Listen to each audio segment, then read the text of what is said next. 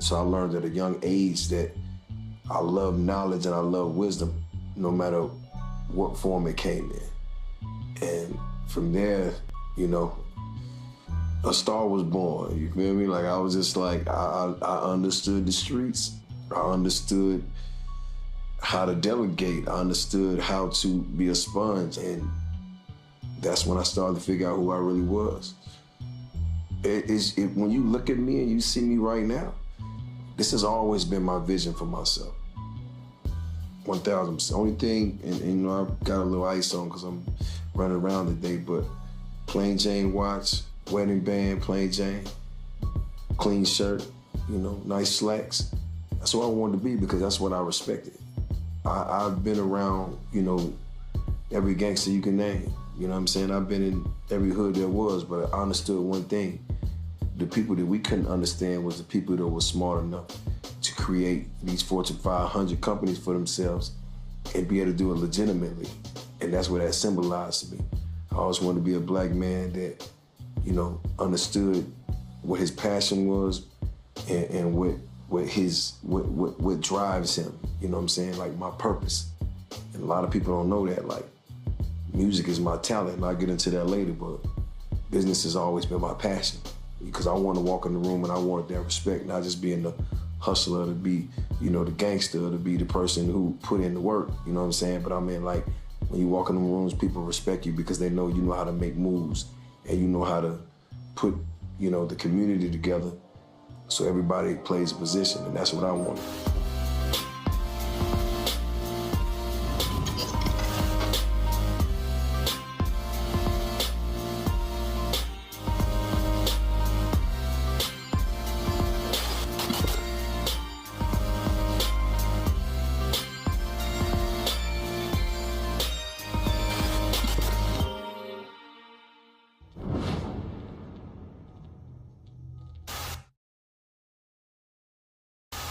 You know, being an entrepreneur, that's what hustling taught me because I ran it like a business.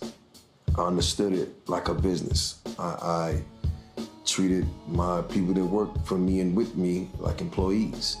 You know what I'm saying? Because that's what I was marketed after. I didn't know any better. I just know how business was ran. And for me, wanting to be that guy is almost like you took a position of leadership without even knowing it yet. You know, I was a natural born leader, you know, when I was birthed. But instead of leading my cousins, you know, to breaking the neighbor swimming pool, now I was leading my hood to actually, like, you know, living a better life. And that entailed being a CEO on the low, you know what I'm saying? And handling it like that. Like, there's a lot of things that I didn't do around people that was getting busy with me. Like, I didn't drink, I didn't smoke. You know what I'm saying? I didn't let them see me indulging in things because I just wanted to always keep that respect. I talked to them, but I kept it on the surface. You know what I'm saying? I didn't let my right hand know what my left hand was doing. For a long time, if I'm keeping honest, I don't even think I told people this, but my whole scheme was I was always the man, but I would run the game on the OGs and the big homies like, okay, y'all give me y'all money and I'll go get it for you. You know what I'm saying? But I already had it. So they just give me their money, you know, and I go, you know, my grandma's house, eat some cereal, chill out for a minute, and then I come back with the bag. You know what I mean? That was my hustle, but I already had it, you know, because the people that was older than me that was looking out for me, they trusted me enough to let me do whatever. I mean, in the beginning, it was like, I was with my parents, of course. My father was in the military. A lot of people don't know that. You know, he married my mom young. They was both out the hood. My father went to the military to kind of take care of the fam. I was already born, of course. So at a young age, I moved around. I lived in Hawaii for a few, and I lived in Japan. And as I got a little older, I would go off base to like steal things to send them back to the States to make money.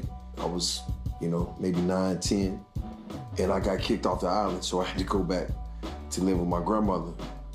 So when I went back to my grandmother in the hood, you know, reality kicked in because I'm back in the hood now, and I was just living with my dad, and everything was, you know, it was cool. While my dad and my mom separated, and I had to live with I went back to live with my mom, But at the time, we just bumped heads a lot because I was learning who I was, and I was in the streets at a young age. So she wasn't cool with that. And me and my mom lived in a single wide trailer with my sister. It was like a single wide trailer, like it's, probably all of, 1,000 square feet. And the trailer was basically $3,500. And I had already hustled up the money to give her for the trailer. And I basically paid for it, and she wondered where I got the money from, but I was helping my uncle at the time do roofing.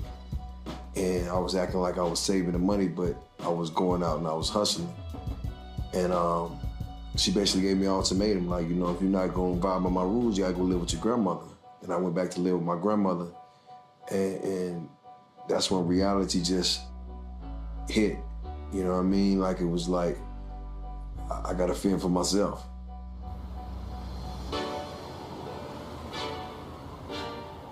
People are born with a set of talents and skills that they might not know until they practice it.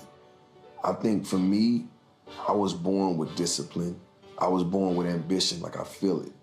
I still have a fire in my stomach to this day because I know I get up every day and give it everything I got, and I don't have a product to sell. I'm basically going out here with my ideas and making things happen. And that's what you do when you're ambitious. The discipline comes in because I've seen so many people lose it all, including their freedom and their life. I'm paid for more funerals than you can even count. It got to one point, like, everybody around me was pretty much dead in jail. So to me, I understood the consequences of what I was doing was death or jail. I didn't want either. So that entailed for me to be smart. That entailed for me to be a learner. That entailed for me to be a listener. And that entailed for me to go into a room and be able to just play the position of, a follower and not let everybody know that you're the head of the table. You know what I'm saying? It really took that. It dawned on me, it's just like, when I started seeing a lot of my friends go to prison, I'm just sitting back and I'm like, what can I do with my life that I can honestly do, and I could do it well, because I wanted to put my sisters through college, which I did, and I wanted to get my mom out the hood and buy her a house, which I did. I bought my mom like 3 houses. And the only thing I could think of was music, because it came from the hood. The hood basically championed whoever was the realest, and I understood that I had the tools to let people know that this is the life I'm really living if you guys want the real. So it was a real risk because the things that I was speaking on was actually the truth. And a lot of people thought I was dry snitching or I was saying too much, but I'm not a carpenter. I can't tell you about fixing no roofs. I'm not a mechanic. I can't tell you about the cars, but I'm a hustler. I can tell you everything you want to know about the streets. And what I entailed was I took a little bit out of Tupac's book. So instead of me just saying, ignorant things, I would talk about things that I really believed in. And that's where the thug motivation and all that came from, because I actually felt like I was giving back and helping people that didn't see life like that. You know what I'm saying?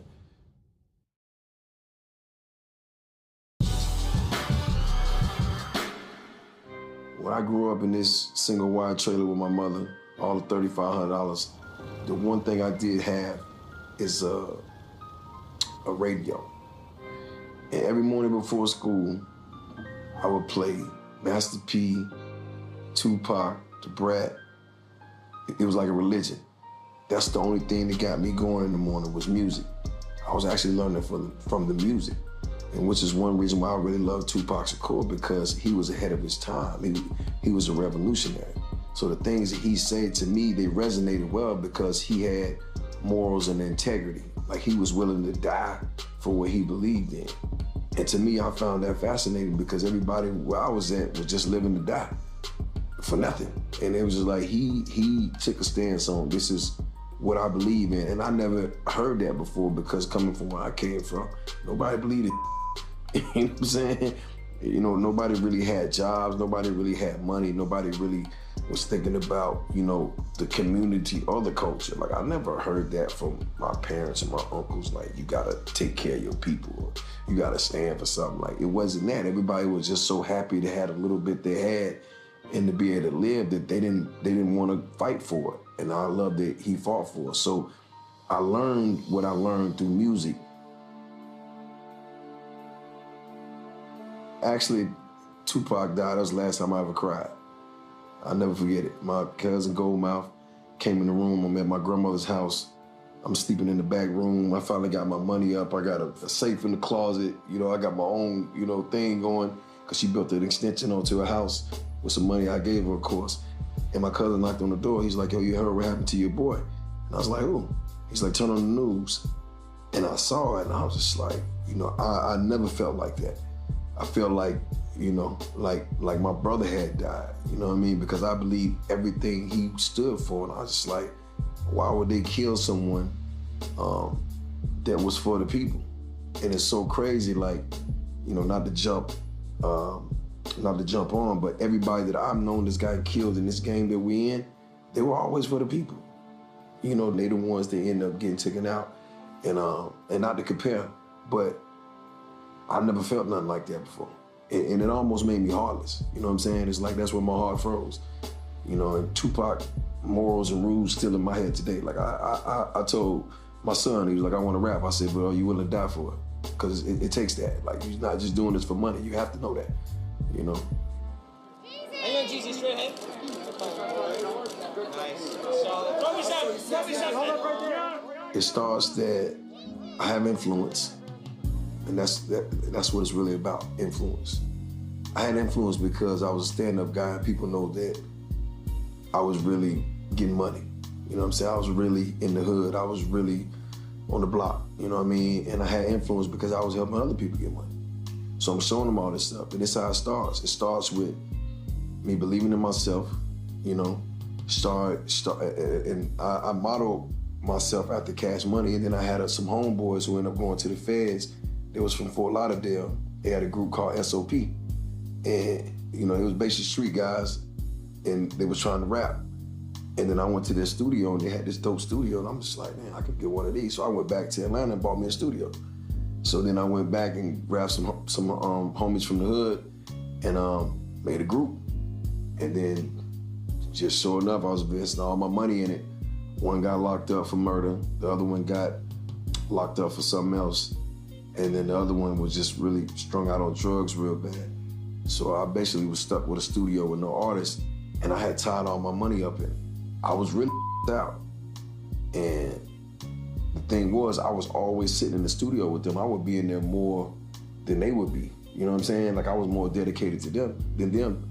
So I started doing songs, but I was a little shy at first. And I remember telling myself, I'm gonna figure this out. So my first couple projects was, you know, they was what I heard other people do. Like, I didn't have my own identity. And I just remember one day, one of my partners was just like, man, why don't you just tell them about what you got going on in real life? So I just went in the studio, and I just really sat down and did some reflecting, and was like, yo, man, I'm just gonna talk about my life and everything I got going on. And I knew that what I had that people didn't have was I really had the streets. So I had all the chicks in Magic City and all these strip clubs because I knew them personally. And I used to just go in there, stand in the corner, and God bless the dead, my partner DJ Fernando was the DJ there. And me and him got cool, you know what I'm saying? Later on, he ended up getting killed. Somebody killed him at his house when he was getting outside his car. And he told me one time before, he's like, yo, be cool, because somebody gonna kill you out here. And he ended up getting killed before me. Long story short, and I would go in the club, and he would just like champion what I was doing, you know what I'm saying? And then slowly but surely, the girls got involved in it because I was tipping them well. And the next thing you know, like, Magic City was my hub.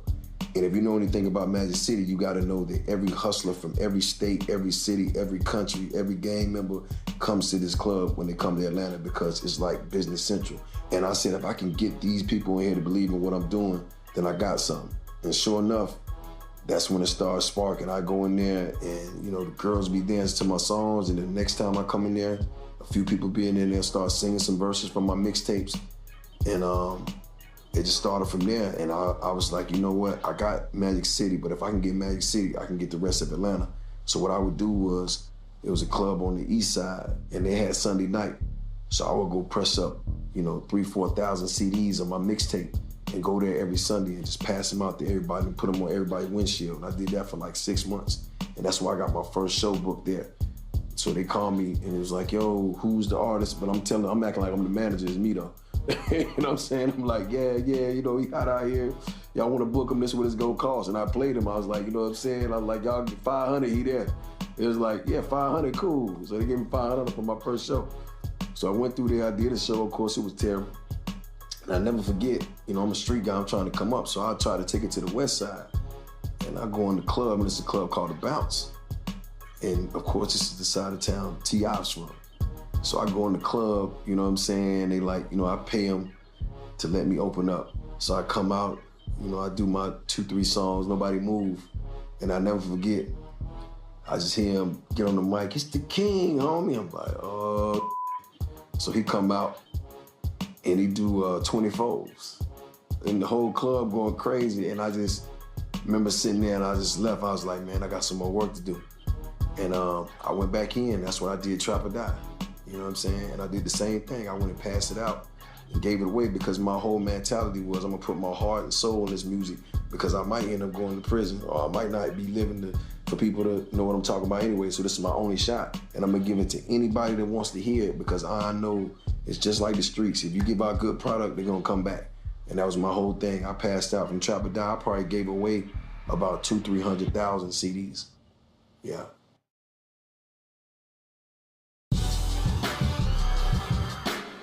Well, I'll never forget, we was shooting a Blue Da Vinci video, and Fab, who I had met in Magic City, we was out there and they was shooting this video for Blue, and Fab was like, actually he played me Breathe.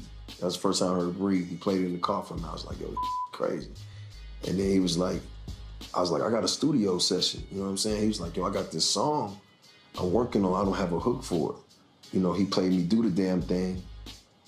And I was like, he was like, he just want a hook. But in my mind, I was like, okay, I'm gonna put this hook on there, but I'm gonna put me a verse on here too. So by the time he came back in the room, I put my hook and my verse on it.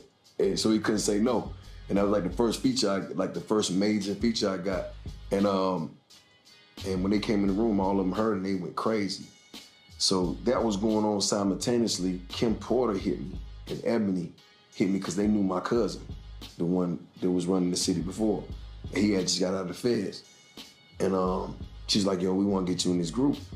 And I'm like, all right, what group is this? She was like, it's a group we're doing for Puff. I'm like, all right, cool, I'm gonna come by the studio. So I go up to the studio, of course I pull up in the Ferrari, and we go in the room, and Trick Daddy there, Jazzy Faye there, Big Zach, and of course the group, and they introduced me to everybody. And they working on them boys.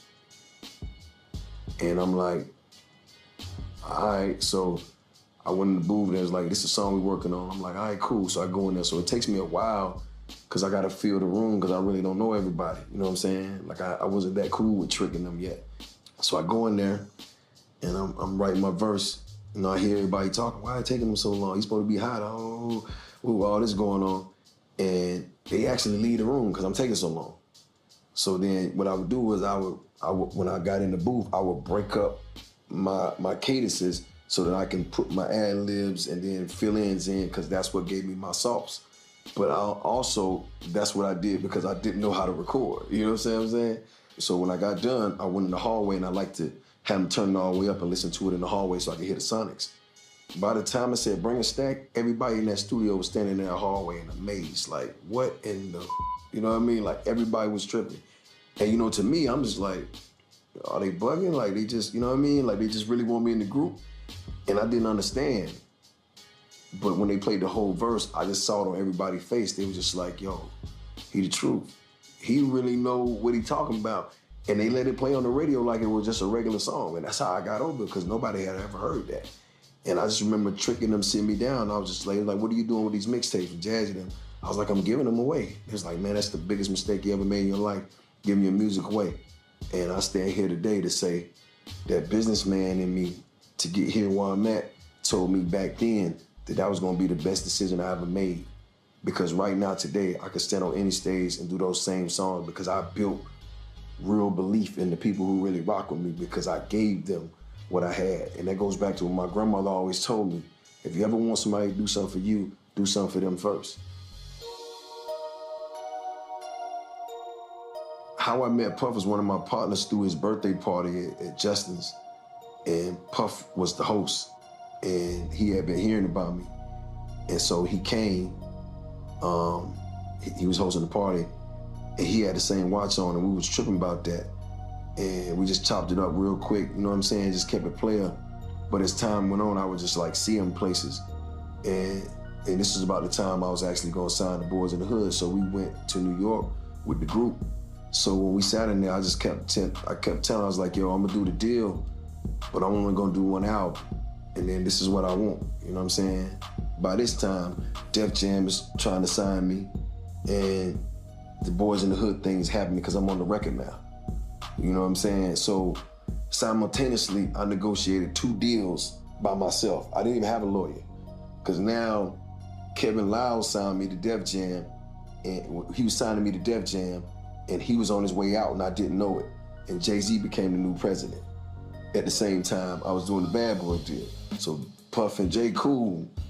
So now I'm like telling Jay that I'm gonna do this and telling Puff that I'm gonna tell Jay I'm gonna do that. So anyway, we did the deal. And I never forget, Puff called me maybe 20 times one night. It was like a Monday. So I'm going to Magic City Monday.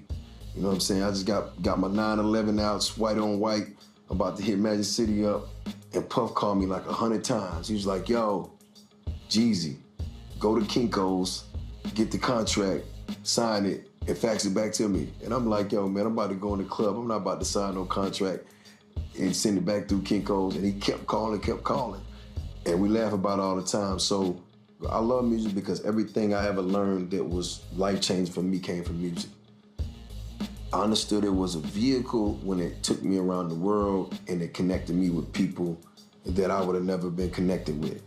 And I was able to do things that I wouldn't have normally been able to do because now I got a different type of influence. But also morally, I understand that is a position of leadership as well. So I can't just do it and get the money and not have the integrity. You know what I'm saying? But I do love music. Right now, today, I listen to any genre you can think of. You know what I mean? My homeboys leave my house on the weekend because I want to listen to, loose ends and, all that because I grew up on that when I was with my uncles. But then I can go all the way up to, to Lil Durk. You know what I mean? I'm all in between. And I love music. I love to make music because of my form of art. But at the same time, I think that God had a bigger plan for me because I know a lot of people that do music got caught up and they're not here anymore. And I've been in those same situations, but somehow I made it. So I know he got a bigger play for me. And I got to focus on that.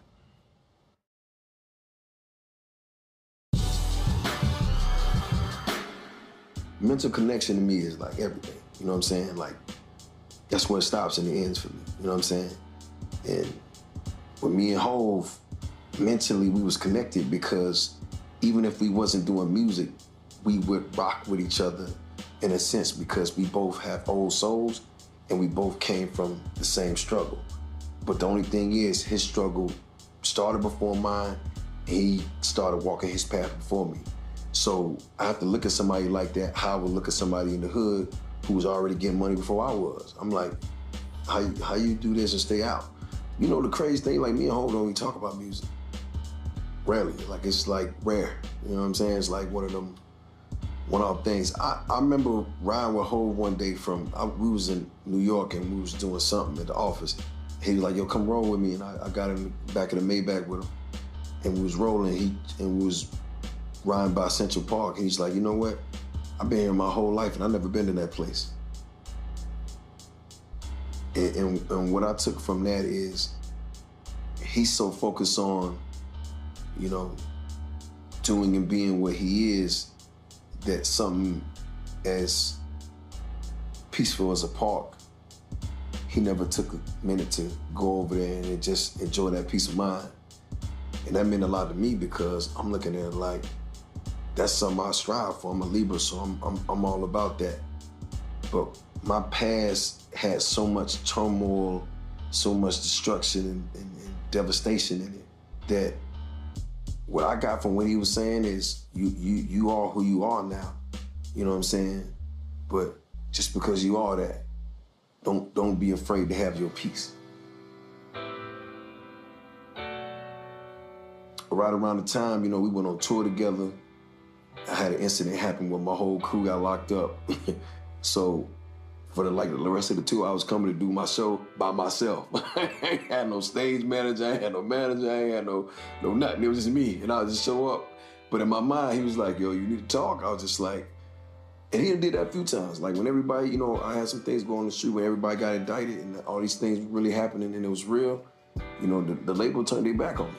They did. They wouldn't pick up my calls. They wasn't trying to hear what I was saying.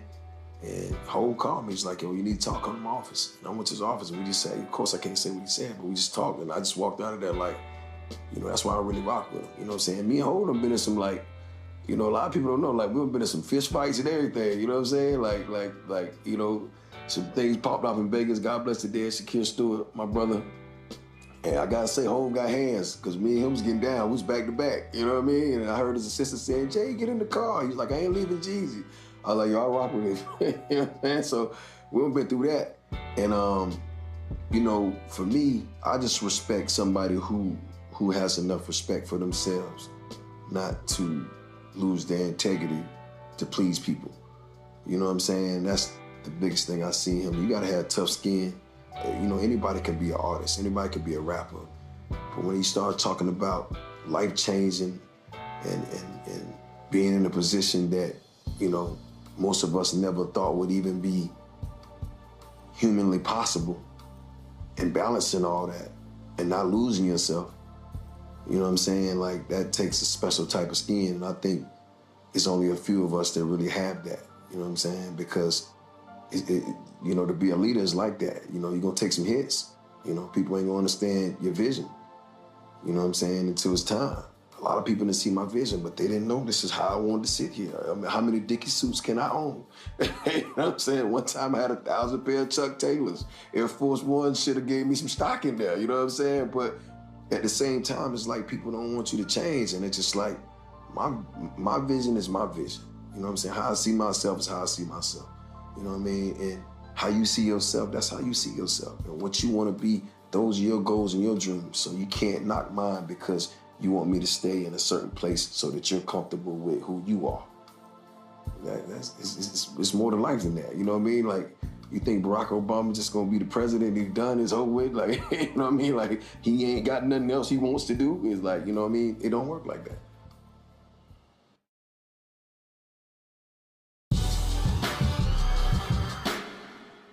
Verses like this, there's a lot to that story. You know what I mean? We can get into the street aspect of it, but there's no need. Verses was about the music. That's how I took it. Let's take them back there. Both of us rich now. Like, we gonna kill each other on live stream. Like, is that gonna do it? You know what I'm saying? So, and I still ain't got no ill will. I know a lot of people send back like it went this way, it went that way, but the people who love me, love me. You know what I'm saying? Like, I'm solid. Everybody know that. There ain't nothing to dispute. But, a true act of bravery is being the first one to do something, stand on it, with no regrets. Like, I don't got none. I still walk around my head high, you know what I'm saying? But at the same time, I still walk away with my integrity too. Because I'm coming up there and it's crazy. And I'm gonna say this, nobody heard me say that. Magic City was what I chose because that's what made me.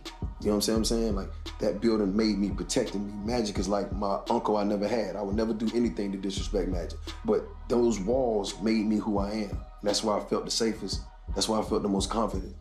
But the same person who helped build me there, DJ Fernando, was one of my friends, was actually killed. That really, his soul is there. And if I'm honest, like, I felt it when I walked in. You know what to do. Don't nobody take you off a square, man. Just do it right, and that's it. And that's what I did. When thought I went playing out, that's how I felt. You know what I mean? So for me, I'm gonna keep my integrity. I'm gonna stand on what I believe. Yeah. You gotta believe in what you stand on, and to me, it's just like, it is what it is. It's music. You know what I'm saying? It's culture. You know, I mean, you look at Ross, we had misunderstandings that weren't even misunderstandings.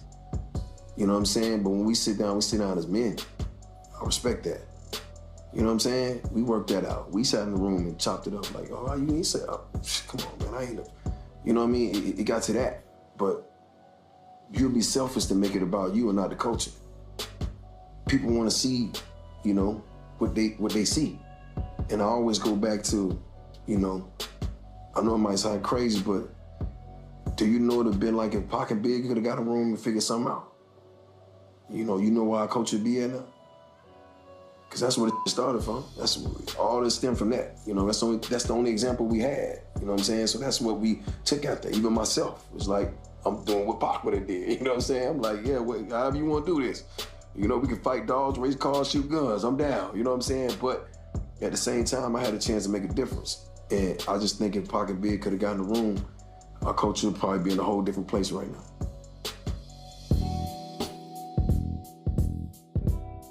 My mom taught me a lot of things. She taught me to be fearless. She taught me to be a survivor. And of course, she gave me tough love, but it also gave me tough skin. And, you know, I strive every day.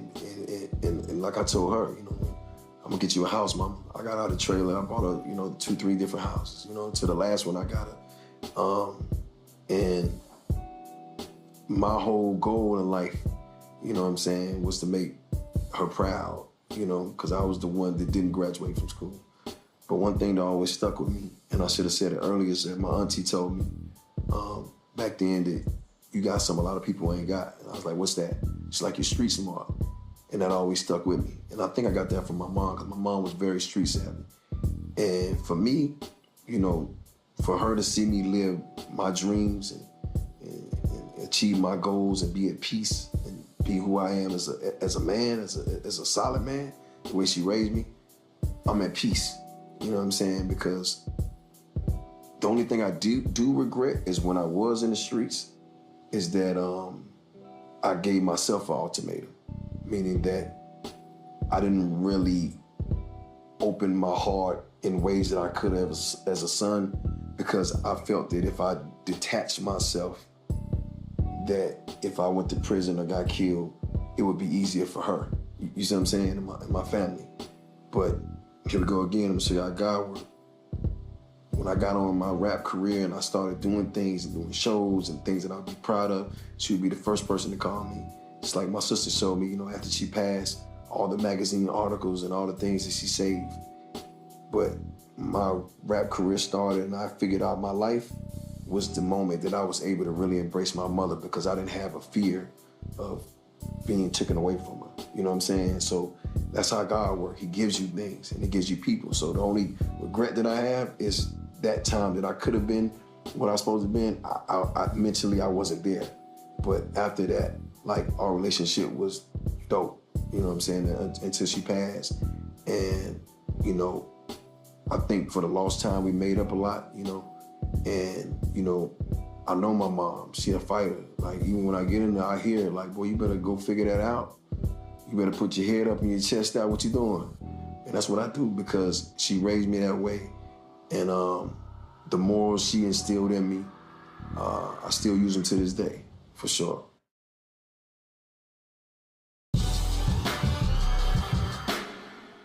I want to lead by example. I want to do and be everything that I ever thought I could be, because I don't ever want to wake up one day and live with regrets. I don't want to be that guy, you know, on my deathbed saying, if only I had more time, I maybe would have tried this, I might would have tried that. And for me, I'm all about giving back. So the more I have, the more I'm able to give back to my people, back to my community, just showing people from my walk of life and from the streets that the sky is really the limit. Like, you really can be what you inspire to be if you're willing to have the discipline, make the sacrifices, and live with integrity. It's all these different things, and you got to fight through it. And if anything, I just want to be the poster child for the have-nots. You know what I'm saying? I want to be the guy to say, you know, Jeezy did it. because they saw me on the block with them, you know.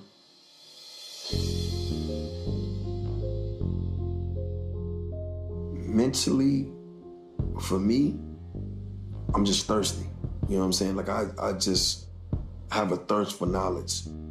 And one thing that I realized early on, because I thought my story was like just the illest. Like I've been through this, you never know, you know, with that, all this stuff. And I had to sit back and look at people who even made it legitimately. Like they've been through hell, you know, and they learned a lot of things along the way. So I wanted to show my culture that it's okay to learn and not be the smartest person in the room, and at the same time, share the knowledge. The message is to put yourself in such a position that people don't mind having a conversation with you and giving you the knowledge. And the goal was to get this knowledge, because I still need it, but to share it with the culture at the same time. So instead of me taking it for myself and saying, I'm gonna keep building this, like, yo, he gonna talk to me, but that means he talking to us. It's like everybody got a story, you know what I'm saying? It ain't just the monetary story. I'm just saying everybody went through the nose and the people telling them, not, like even for me to talk to Steve Harvey, tell me like he's sleeping in his car.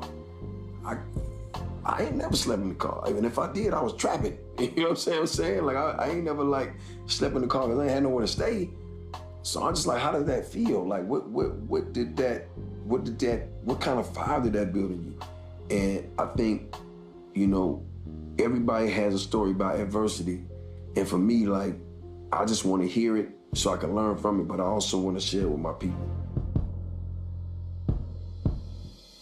I'm a God-fearing man that has purpose, you know what I'm saying, and just understands that it's always more to life and it's always room to grow.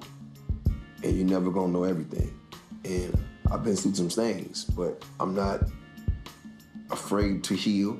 I'm not afraid to learn. I'm not afraid to understand. I'm not afraid to express myself. You know what I'm saying? And to me as a father, you know, you have some fathers that are, you know, professors at college and can really give their kids, you know, advice about that. My kids get from me how to be genuinely you, how to be genuinely solid, how to be fearless, how to take care of your people, and how to always be a forward thinker, and definitely how to be God-fearing. But at the same time, I always how to believe in yourself. You know, I always want to lead by example. I tell my kids all the time, don't listen to what nobody say. Watch what they do, and that's what I want them to do with me too. Watch what I do. I came from the street, so I'm always going. I tell my kids all the time, no matter what you do, watch your surroundings. That's how I'm wired. But if you ask me what real happiness is to me, it's being at a place of peace.